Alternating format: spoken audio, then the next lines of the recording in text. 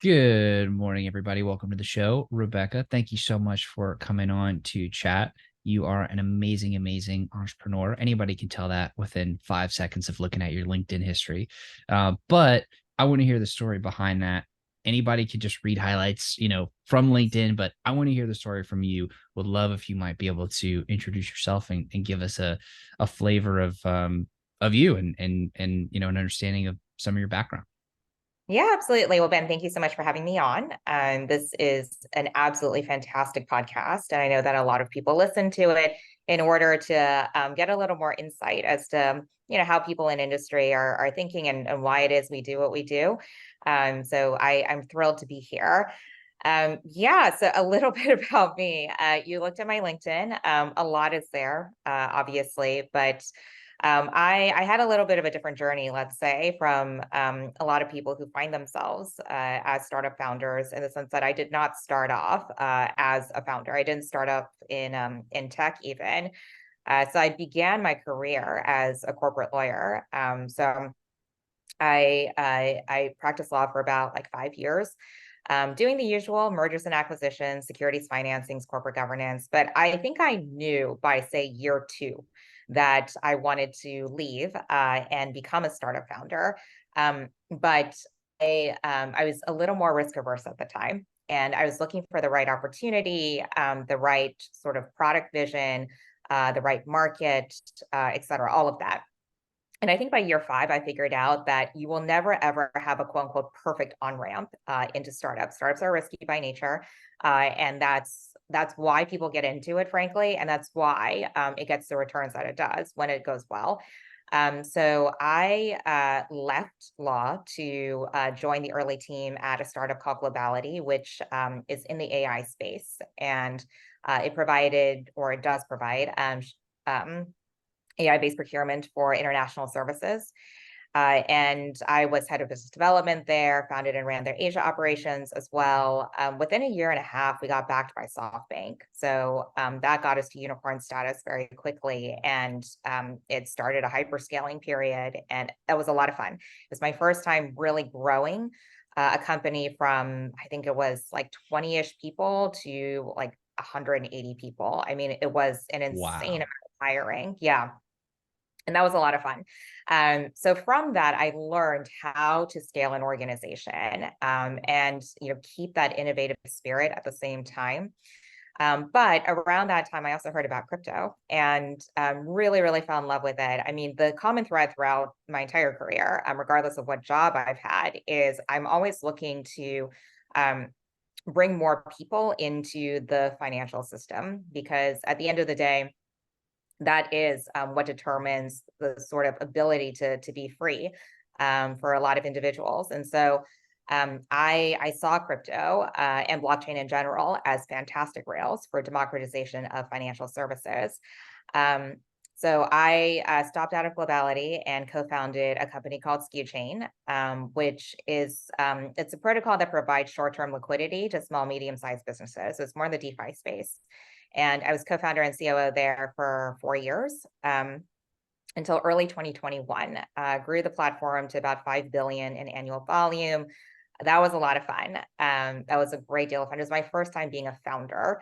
Learned a lot of lessons there. How to get a startup from 0 to 1 and beyond, but also how to avoid some things that usually will sink any startup, but especially a Web3 protocol. So that was a fantastic experience. And early 2021, I transitioned to an advisor role because I've always been involved in politics at the same time that I've, had whatever day job. I've been a part of two presidential campaigns. So the first one being the Clinton campaign in 2016, and then the Biden campaign in 2020. So 2020, we actually won. And so I thought 2021 was the time to move to DC, to spend some time there going through the nomination confirmation process. I was getting ready to join the administration. But what you find out very quickly is that after doing early stage startups for most of your career, you are no longer suited for federal bureaucracy. So, I called up one of my co-founders at Skuchain. His name is Saki. He's one of the original builders in Cosmos. And And I said, Zaki, we're both from California. And I said, I'm a little homesick, honestly. And I think I'd like to stay in the private sector. I don't know if, this place is for me as much as I would like to serve. And my civic duty sort of compels me to be here. I don't know. I don't know about this anymore. So he said, there's a very interesting project that's brewing within Tendermint, which is the core entity in Cosmos. And it really seeks to make the developer experience for launching app chains, which are just chains that are application specific, much easier. And, you've been hearing me complain about Cosmos for a long time and all the difficulties. So why don't you just talk to them? So he introduced me to Jin, who's one of my co-founders at Saga. And this was late 2021. We really hit it off. I met some of the other people that had started to think about this problem. And early 2022, we all stopped out and decided to found Saga. And it's been a wild ride. I mean, this is an example of having a very clear mission based on a very clear problem statement. So we knew that we wanted to make the developer experience in web3 a lot better. And we had a product that would do that. But in terms of really focusing on gaming and entertainment, understanding what this brand could mean, that has been an exercise in just listening to the market, listening to our users, our developers, and just really allowing them to guide us along that journey. But that's a little bit about me. I've been talking a long time. And Ben, thank you. You've been so patient just listening to me blather. So if you want to dive deeper into any of that, let me know. Well, I appreciate you giving us a lot of context there. I mean, this is the whole point, to dive into your story. So thank you for that. I have so many questions. Yeah, go for Okay, it. so I kind of want to ask in like 3 pillars. So maybe we can kind of parking lot, 2 pillars right now. There's what I see as 3 places we just have to dive deeper into. One of them is your earlier career and moving from law to startups, and how you equipped yourselves with how you equipped yourself with the different skills needed, and that transition, and how you grew and learned those things. I want to tackle that first. The second, we've got to talk about the whole politics thing. Like, let's have a super, let's talk about it all, and let's uncover some stuff there. Yeah. And then I definitely want to get to the Web3 stuff as well. So pillar number 1, going from law to then business development, to then COO, to and co-founder, to then co-founder again. How did your skills transition there? Like, how did you retool, if you had to, first from law to biz dev? Like, what did that look like? How did you equip yourself with the tools necessary, or the skill set necessary? Yeah, it's a great question. So I would say this, the transition from corporate law or corporate transactional work, which is what I was doing, to business development or corporate development is not entirely uncommon. It's very difficult to do because it is a switch of career. And it's not sort of the set path that is laid out for a lot of lawyers. I mean, typically, for a lawyer, if you don't want to be in a law firm anymore, then you will go in-house to a company, but you will do so as a lawyer. Now, to transition over to the business side, you are doing very similar work. You're still doing deal work. So you're still signing deals, you're structuring deals, negotiating those deals.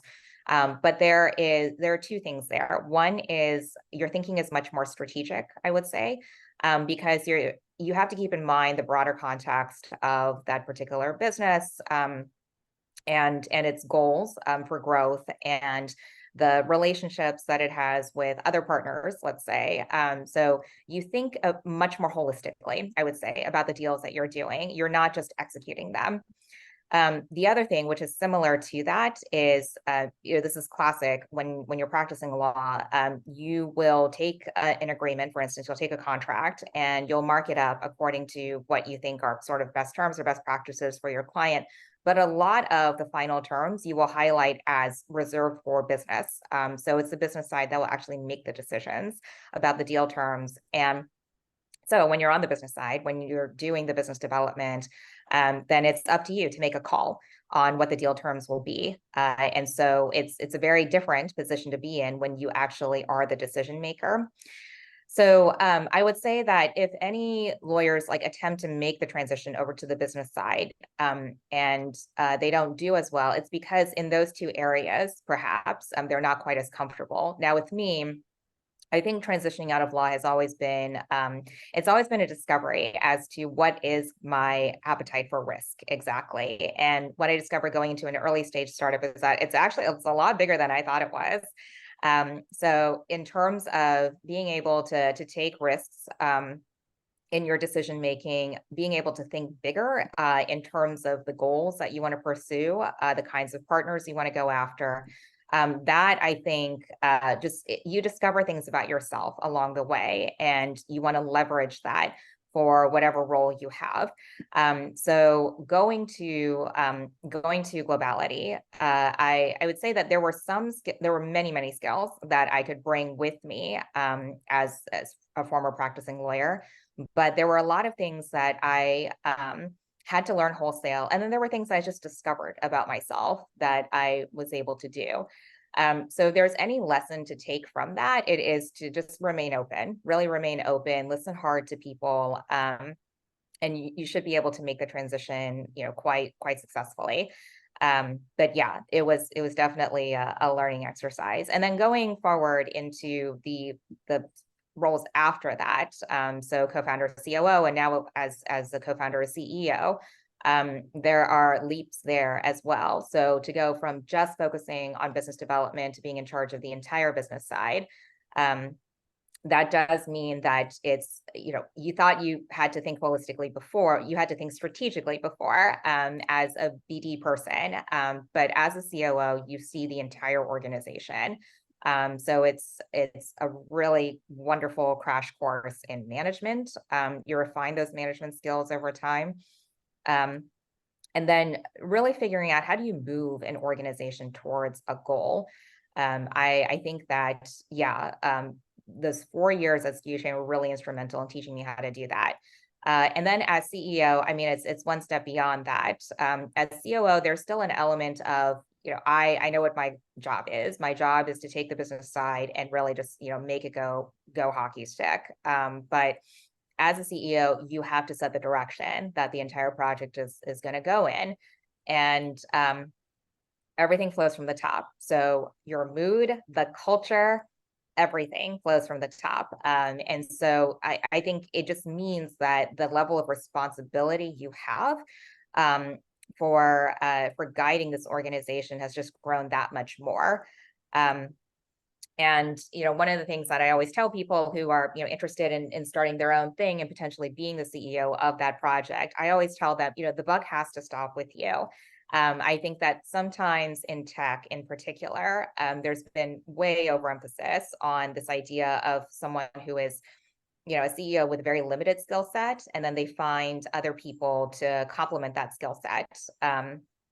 And that is what makes the team. Now, that's absolutely true. There are many things at Saga that I either don't know how to do, or I'm definitely not the best at. And that's what the other team members, the other executives are for sure. But the buck has to stop with you. There is nothing that isn't your problem, whether it is your subject matter expertise or not. It's always your problem. So I think that's probably the biggest thing that people have to learn when taking on a role like this. I don't know if that's helpful, but some initial thoughts. Yeah, absolutely. One of the things, because I spend a lot of my time working with people, and I have a history with mergers and acquisitions as well, and do a lot of business development and partnership building, and just like putting together deals basically between groups of people.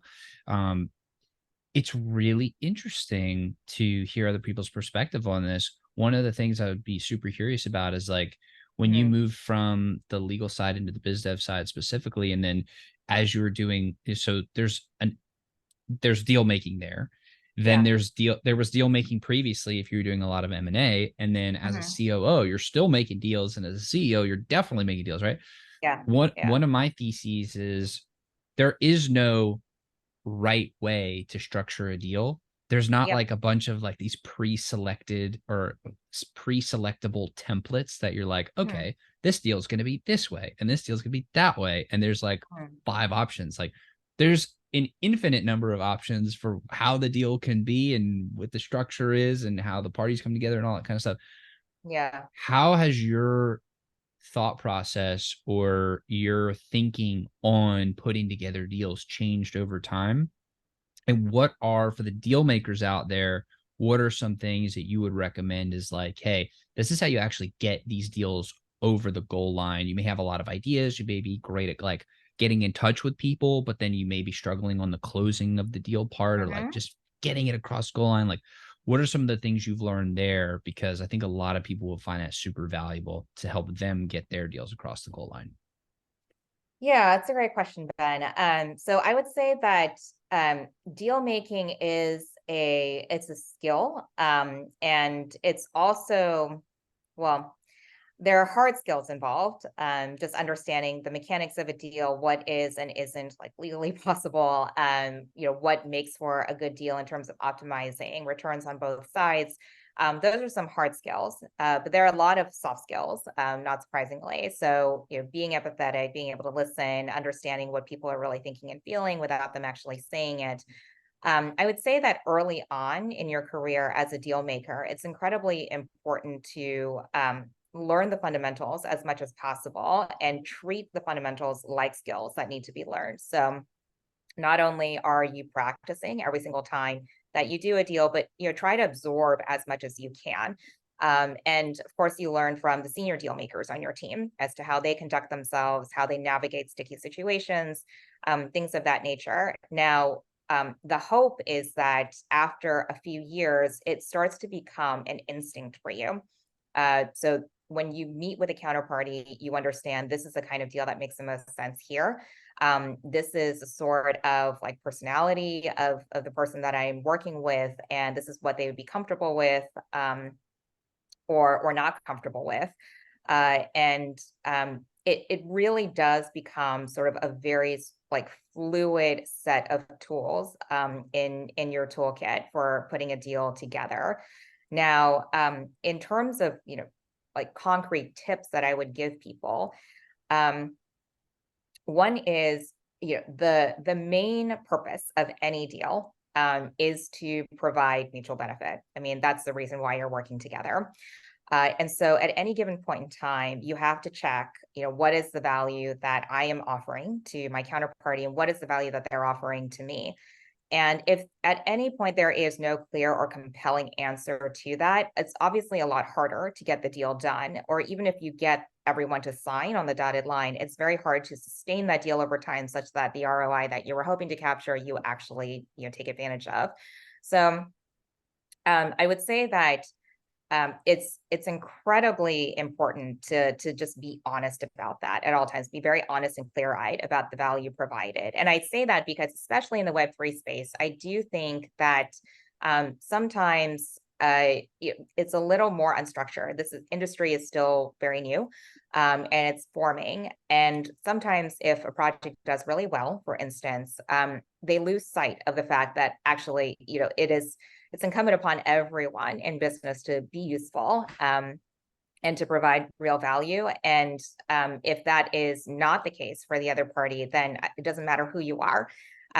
They have every right to walk away from a deal. So I think that just keeping your eye on the value is incredibly, incredibly important.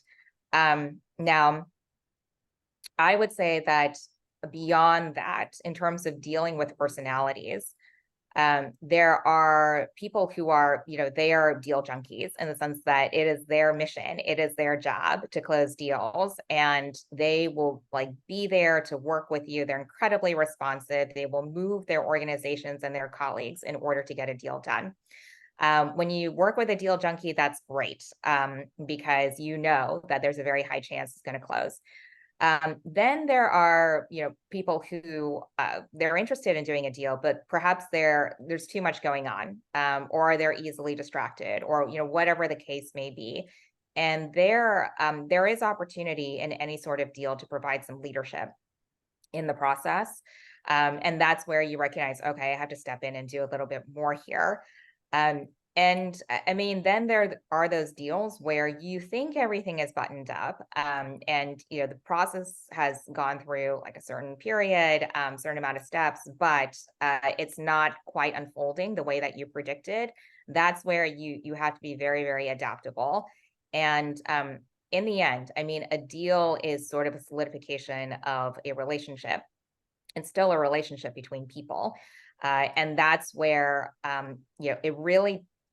it doesn't fall within the responsibility of like your deal making to teach you how to relate to people in delicate situations. I would say that's just life experience.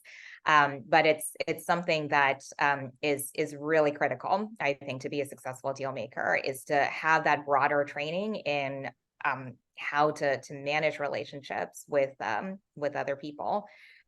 So just some tips there. Every deal maker is different, though. Everyone has a different style. Some people are more technical. Some people are just pure instinct, relationship, feeling based. I probably fall somewhere in the middle. But yeah, at the end of the day, I think to be successful in business, it is an incredibly, incredibly important skill set. I think one of the most important sound bites from that last answer is that a deal is the solidification of a relationship. Mm-hmm. I cannot tell you how profound that is. I mean, I can. You obviously said it, so you know. But for Oh, no. those listening, Thank you. that is literally so profound and so critical. Like, deals are done by people, and Yes. people do things with other people that they know, like, and trust. Mm-hmm. It's so critical. Like, literally, one of the first things I always say when I'm reaching out to somebody to build a connection is like, "Hey, I think we should talk."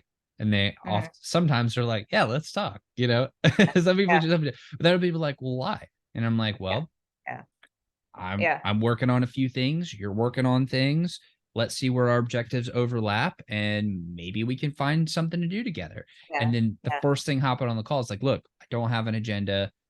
But I do know that if anything is going to get done between us, it will be because there is mutual trust and there is a professional relationship here. That is the thing that I'm Exactly. trying to build right now." And that makes all the conversations like a billion times easier, because then they know, like, here to make Mhm. friends first and then use that friendship to push something forward.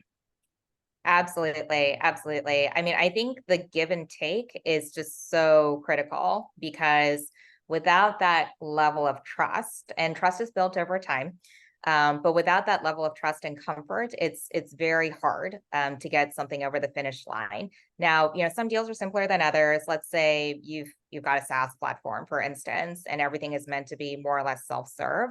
Then the account manager, let's say, they're really there to make sure that nothing goes wrong, but ideally, you as the user, you should be able to just onboard to the platform and be on your way and help yourself. And if there are issues, then you reach out to customer service, all of that. So those deals are quote unquote simpler. But yes, Ben, when you're trying to create something new, when you're trying to form a deal that is going to be important for the future growth of a business, that's where the relationships become incredibly, incredibly important. And I do think that sometimes people get a little confused with this when they think, oh, okay, well, if I just sort of chummy it up with people and just be nice and congenial, then all these deals are going to get done. I mean, I think it's incredibly important to be trusted. And to have people think well of you and want to work with you. That's absolutely true. But it actually is not sufficient. Um, at the end of the day, people will still think hard about the value being provided before they do a deal. So what I always encourage people who work with me in a sales capacity to do is, yes, definitely, form that relationship, make clear that you're there for your counterparty. It doesn't need to be perfection all the time. You're still going to be there. We're going to work together. But at the same time, don't think that, just because you have brunch together every Saturday means that a deal is going to get done. You have to, keep in mind, again, like, what is that value exactly? But yeah, the relationship without it becomes incredibly, incredibly difficult, if not impossible. 100%. So speaking of working with people and deal making, Mhm. um, let's move on to pillar two, which is the political sector. Mm, Um, I would love to hear what it is actually like to be on the inside of yeah, the world of politics, because yeah, especially like right now, as of the filming of this in 2023, I feel like there's yeah. a lot of people that are very unhappy with the world of politics. There's so many like conspiracy theories about the deep Hmm. state, and there's people running the world. A lot of people are angry, a lot of people confused. So I would just love Yeah. to kind of hear like your experience of what is it actually like being in the room where it happens from the side of the in the political world, and Hmm. like how much of what's kind of like these echo chambers outside are like just total nonsense, and where's the truth there, what's really going on. Yeah. So I would say the current state of politics is, I mean, yes, even for people who have been doing it for a long time, is incredibly disconcerting. And it goes beyond just the level of decorum or the name calling or any of that. I mean, that's the superficial discontent that we have. I think what's really, really concerning is the level of polarization. And I mean, I've been in politics for, I guess, about a decade.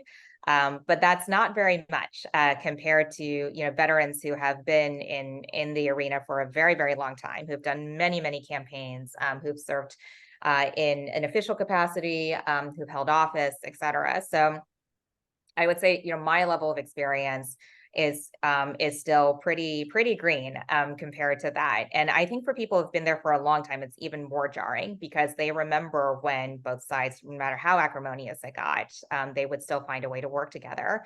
I think that's very, very hard to do now. And especially because politics has become just so synonymous with media and with performance, it's become a lot harder for anything to get done. The incentives are really screwed up right now. So I would say for those of us actually involved in it, the vast majority, in my experience, the vast majority of civil servants, people who go into public office, they are people with very, very good intentions. So they do have genuine policy interests, they have ideas, they want to make change. And that's why they go into this business. It's not so that they can, run a failed but attention getting race so they can get a media job later. That is not the vast majority of people. But having said that, I will say, no matter how good your intentions are, one thing that I do think DC somehow needs to find a way to fix is once you get into that town, it's very easy to lose touch with the outside world. And that's because, first of all, DC is not very big, actually. Even though you get people from all over, you think about the members of Congress, the people who work for the Supreme Court, people who work for the White House, and then all the administrative agencies. It's actually not a huge amount of people. And um, geographically speaking, you're all within this sort of what is a tri-state area of we call it the DMV, so Delaware, Maryland, Virginia, and of course Washington D.C. itself. So it's a very tight community, and it's a town that runs off of gossip. So people are back channeling all the time, just talking about, okay, so and so wants to support this, so and so is putting forth this bill. Et cetera, et cetera. And yeah, when you have that sort of like echo chamber, then there isn't much time, honestly, to interact with your constituents, to leave town, and to really understand what's happening in the country. And what happens when you have that kind of echo chamber, it's not simply that the politicians don't quite understand what's going on. When they look for a source of information, they're looking to the news. That's great. But they're also relying a lot on lobbyists. So oftentimes people will ask, why is it that lobbyists have this position in DC when everybody knows that they are deeply conflicted, deeply interested, that people are paying them to push for certain policies? Well, it's because for people who are starved of information from the outside world, this is one of the most prolific sources of information. Um, and you actually get to see them most of the time face to face, because a lot of people are domiciled in DC. And so there is an outsized role that I think lobbyists will continue to play in politics. And yeah, this general lack of ability to understand what's happening in the quote unquote real world, I think that's one of the things that needs to be fixed in order for political circumstances to improve. I don't quite know how to do that, honestly, because there are only so many hours in the day. And I mean, politicians are human, but yeah, I would identify that as being a major part of the problem. There are so many things being debated, so many things being talked about that really have no relevance to how most Americans live and work. And that, I mean, that's a gap that really, really needs to be fixed. Yeah, I think it's a very astute observation. And by the way, just so like kind of where I'm coming from, Mhm. my grandfather was an attorney and then a judge. He started off as a Mm. social worker, and he went on to be a civil servant for 33 years. And actually, Yeah, that's awesome. in the state of Louisiana, and specifically in New Orleans, he actually created his big. He always wanted to champion the cause of defending those that are being a voice for those that did not have a voice. So Hmm. often young children and animals. And so Yeah. one of the things that he did, and it's still into effect today, and he was the first one that did this in New Orleans for sure, maybe the state of Louisiana. I'm not sure about the second one. But Yeah. in a child custody case before him, there used to Mhm. be one attorney for both parents. Mhm. He was the one that introduced a neutral third party court appointed attorney for the child or the children that was Yeah. Yeah. independent. And so I have the utmost respect for people that are trying to make things better. I was Mm. like helping him out in his race. It's super difficult. Like it's very Yeah. hard. You always have to be on. Everybody knows you. Everybody's all up in your business. Obviously, there's some benefits to that stuff, but like it is very difficult as well. And a lot of people don't see that side of it too. So I have a tremendous amount of respect for people that are actually out there putting their names on the line and like giving it their all. And Yeah. my dad was an attorney too, right? Oh, So that's wonderful. tons Yeah. of respect, tons of respect there. It just seems like with all the smart people in America, it's like you would think that we would be able to like figure it out, and like maybe we Yeah. could almost like call a timeout and be like, hold on a second. Yeah. Yeah. We've got like these 5 to 10 most important things, and Yeah. then the rest of the stuff we have to deal with that later. And like Hmm. we just sit down and we tackle those, and we're like, all right, let's get the smartest people in the room, private and public sector, brainstorm it, and then we just tackle each one of these issues. Like, is there I don't even know. I mean, you had a really good point there, but it's like it just seems like there's massive dysfunction and people are getting just very upset, and it's very polarizing. And then you kind of like look out in the like at least I look out. I'm 28, so I look out in the world at my peers, and like everybody's a phone zombie. And I'm like, Yeah. you're just getting brainwashed by social media, and you know that you're getting brainwashed by social media, and you keep doing it anyways. And it's like, where are we headed? I don't know, but that's a Yeah. little concerning. So yeah, I don't know the Yeah. answers either. Yeah. Yeah. No, absolutely. I mean, that's wonderful. That your grandfather instituted that policy, and I mean, that's yeah. Um, for a lot of families out there, I'm sure he made an enormous difference. And so that's fabulous to come from that kind of heritage. But yeah, I mean, I it's a great point about, why is it that we can't figure this out?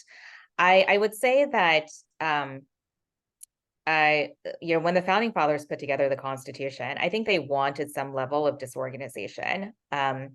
Or they wanted to accommodate or allow for a certain level of disorganization, or what we in crypto would call decentralization. So, there are natural checks and balances in the system between people who disagree with each other.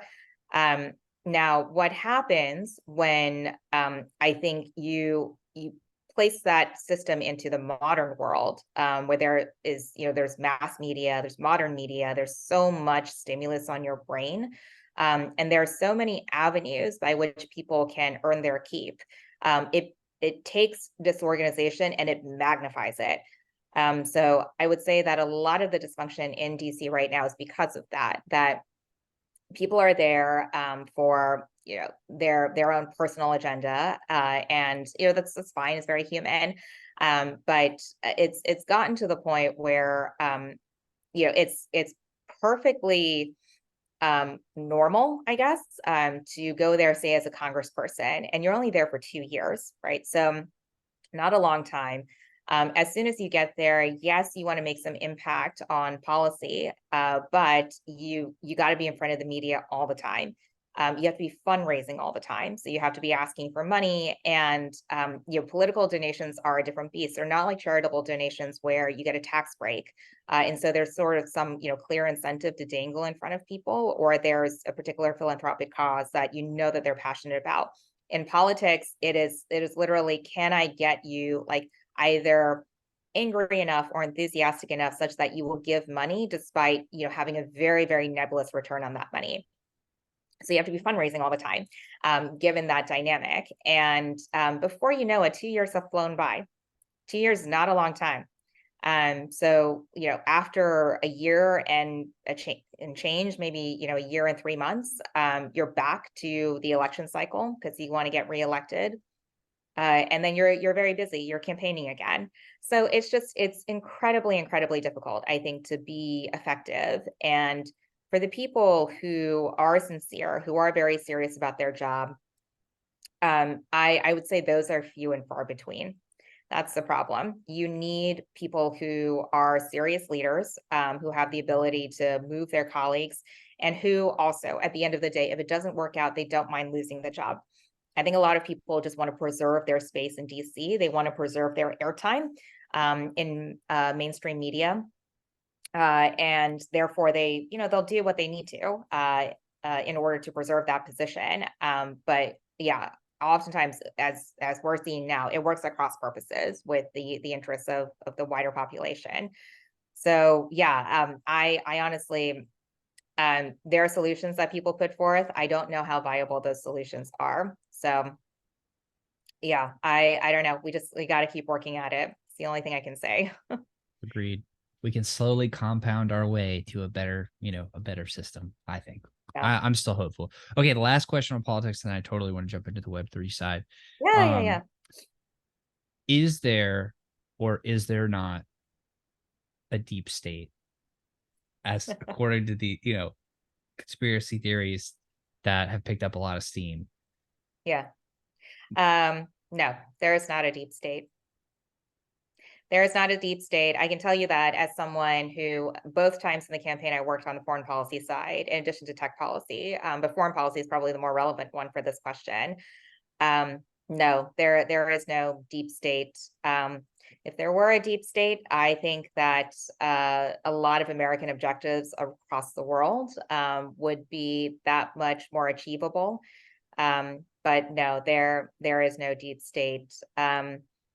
There are civil servants who have been there for a very, very long time, like your grandfather, and they, many of them don't hold. So, there's a difference in DC and in the federal system between employees who are elected officials or political appointees. So they are appointed for a set term by an elected official.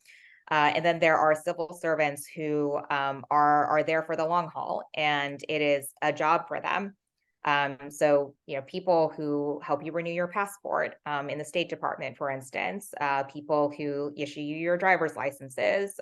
These are all civil servants, and I think that the distressing thing about the term deep state is that oftentimes that term is aimed at these civil servants who they're not flowing in and out of government based on who is in charge politically. They don't have personal agendas. They're really there to perform a duty for the country, and to hear that they're part of some wider conspiracy is just A, it's not true, and B, like, if you had to point at people who had such agendas and were trying to implement such agendas, it would not be them. So there is no deep state.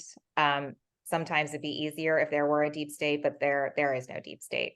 All right, blink twice if you're being held captive by the deep state. You have to answer that one. Just kidding. Okay, so let's talk about the Web3 stuff. We're, like I said, we're filming in September of 2023, just for time stamping, later September. We're at a very interesting spot in the world of crypto. We had our crazy bull run of 2021, kind of two bull runs of 2021, kind of went up and down and up and then down. We've now been in a lot of down. There's been a tremendous amount of FUD, lots of hacks, the whole, 3AC into FTX, into all that whole nonsense. There's divided political support for and against. Seems like the US at this point in time is kind of cracking down on it, led by the SEC. Really not big fans. Seems like their latest thing is they want to go after DeFi. And there's just been a huge acceptance more in the East of gaming, or crypto gaming specifically, as well as just crypto in general. Seems like there's a lot more excitement about it over there, but there's a lot of innovation in the US, and there's a lot of people in the US that still really believe in crypto and want to build on crypto. And so from your perspective as a founder and, multi-founder now, what is your perspective on where we are with crypto and Web3 as a whole? And like, where are we actually, ignoring like the mass media and ignoring the things that like to distract us? Like, let's get rid of the noise and focus on the signal. Where are we actually in this moment in time? I think that we are gearing up for the cycle that is going to make crypto real. So I would say the first bear bull transition, it was in many ways a lot harder than this one. It didn't feel harder in the sense that now there are actually things at stake, but back then I remember sort of 2018, 2019 timeframe. That's when a lot of ICOs went bust. And people who were in crypto, we were wondering, whether we had gone down a rabbit hole into an industry that has no future. We had no idea whether, frankly, like something like Ethereum, which is now considered a very stable asset, we had no idea whether that was going to make it. Nevertheless, there were some true believers who continued to build in this space. And I mean, they were amply rewarded in 2020, 2021, when we had a huge bull run. But I would say, though, that even then, it's no secret as to what fueled that bull run is pandemic, the drop in interest rates. There's a lot of easy printing of money. And so, we enjoyed that for a while, but this time around, I think that because we had grown so far, the way back down was also a lot harder, a lot farther down to fall. And obviously, when you make those kinds of losses, I think emotionally it's very difficult for everyone. But the wonderful thing is, I don't think anybody questions whether crypto or Web3 or decentralized infrastructure is going to make it, or whether it's important to have as a technology. I think people accept that there is a place for this in the world and in sort of the next phase of technological innovation. But what shape that takes, I think that is determined by the people who are still in the space right now building. So DeFi is the lifeblood of crypto, continues to be the lifeblood of crypto. I mean, it's no secret that you need liquidity, you need degens, and you need people who are, willing to participate in those like financial exercises, to be captive to speculative ardor. You need those people in order to make this industry work. At the same time, I do think that candidly, people don't love it when I say this, but candidly, it's a big turnoff to mainstream adoption, because while people obviously care about money, they think about money, there is not a single person who is not touched by financial concerns. Money is not a happy topic, actually. Many people would consider money to be a rather distasteful topic of conversation. And so an industry that obsesses about it and obsesses about, how do you play with money and thinks that the main value that it offers is, magical, mysterious financial returns, that is not something that I think can be easily accepted by mainstream, nor can it be all that impactful in mainstream. So, at Saga, when we think about how do we really unleash the benefits of Web3 and blockchain around the world, and not run into this, allergic reaction against this technology, or against the products in this space, you really have to change people's hearts and minds, and you have to tell them a story that touches them emotionally. And when you focus on gaming and entertainment, it's a lot easier to get to that place. And so, I mean, for business reasons, and because it's a great fit for the infrastructure, we focused on gaming and entertainment. But really, when it comes to, what does Web3 offer to the wider cultural zeitgeist, we think that the key is to really concentrate on that celebration of freedom. And the exploration of creative expression. I think it dovetails very nicely with some of the key technologies adopted by Gen Z and millennials around social media, TikTok, the creator economy, et cetera. So yeah, I think that crypto it's in I think, a pretty exciting place right now because it's getting ready to explode. But I think if the right projects really, take that leadership mantle and steer this, then it'll explode in a good direction. So yeah, it's an exciting time to be here. I completely agree. And I actually came in like really heavily into Web3 at the Mhm, like the tail end of where I was like, I'm all in. This is what I want to do mhm, for the rest of my career and life. Um, yeah, at the tail end of 2021, mhm, and it seemed like metaverse was a big topic and play to yeah, earn. But it felt niche at the same time. mhm, And now it feels like there's been a huge change and shift in the whole industry where a yeah, lot of people are very excited about gaming. mhm, And it is such a breath of fresh air. It's like, wow, we've been talking about this since 2021. yeah, Welcome. We've, right, we're here yeah, with yeah, open yeah, arms. Come on, yeah, So it's like yeah, it's so exciting to see like the gaming narrative is really picking up steam.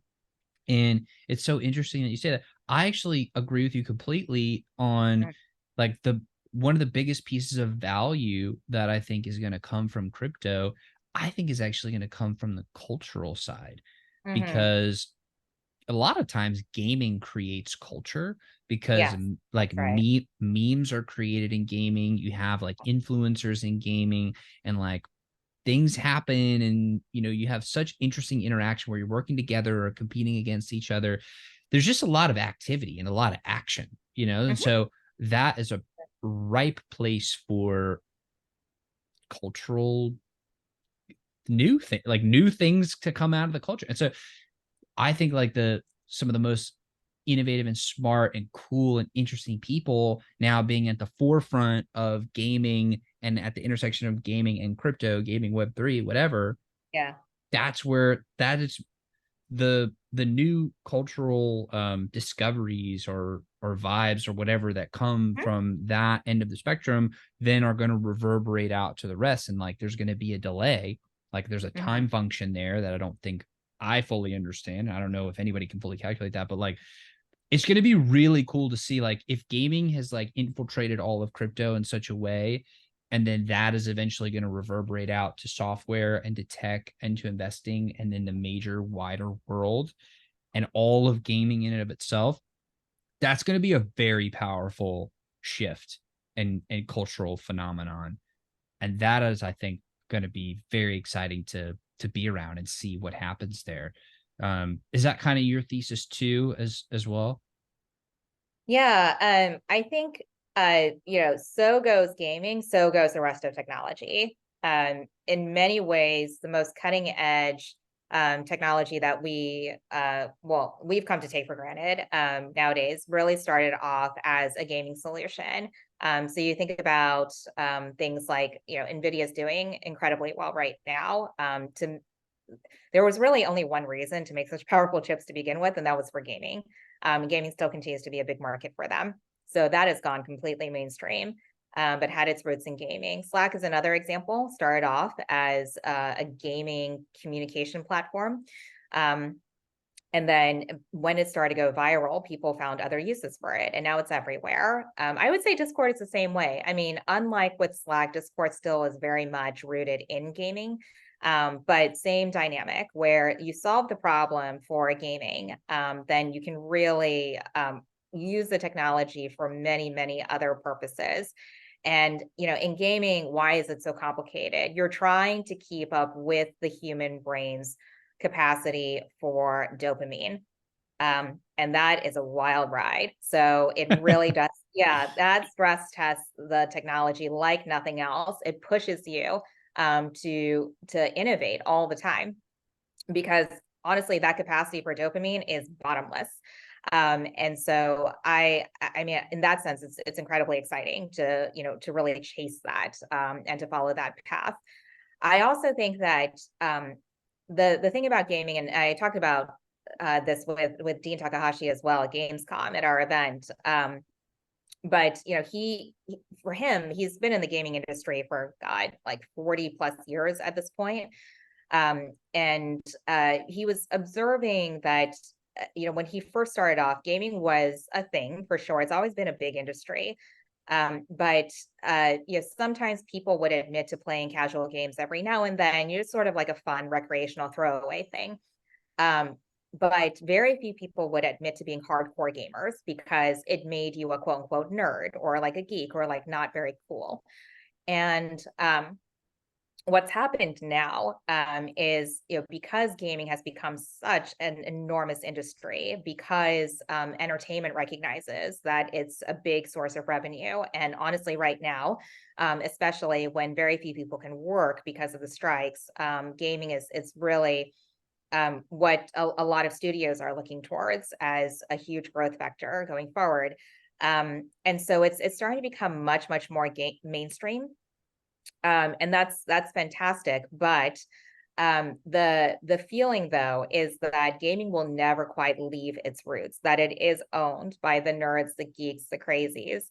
And what I'm excited about is that that's actually where it overlaps with crypto. I think that regardless of how mainstream crypto goes, it will always at its core be owned by the crazies.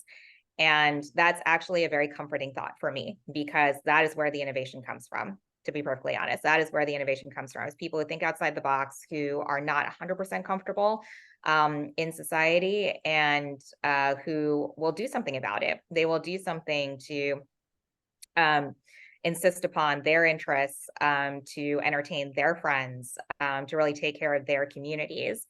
And that is where innovation is birthed. So yeah, there's a reason why Web3 and gaming came together. There's a reason why Web3 gaming is a particularly powerful combination. And I do think that over the course of the next 5 years, it will change culture. Rebecca, I want to thank you so much. Of course. We've hit the hour here, and I couldn't Yeah. think of a better place to plant our flag and say, Yeah. until next time. Yeah. I'm so grateful for the time you've shared. This has been so much Yeah. Thank fun, you. A and lot of fun. so valuable. So thank you. Thank you so much, Ben. This was a wonderful, wonderful conversation, really thoughtful questions. And yeah, I mean, you've seen a lot in this space. So it's always good to catch up with you. 100%.